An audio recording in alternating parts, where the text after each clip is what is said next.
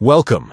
In this video, I'll walk you through a simple but very useful privacy tip on Telegram's desktop app.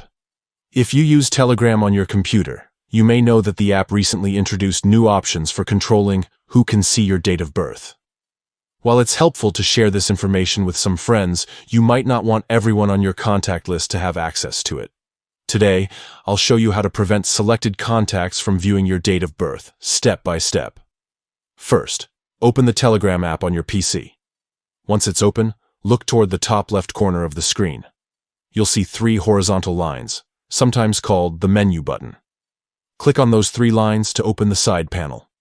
From here, scroll down and select Settings. Inside the Settings page, you'll see several options. Choose Privacy and Security. This is the section where you can control who gets to see your personal details, including your date of birth.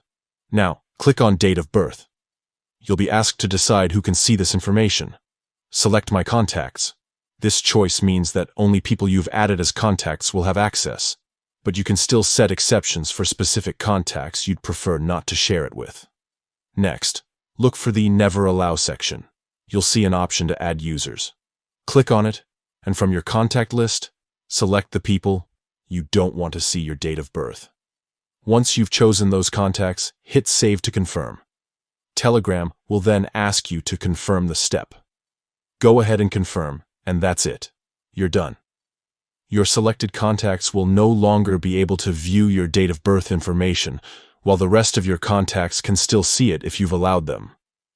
This quick setting gives you more control over your privacy and helps you feel safer while using Telegram.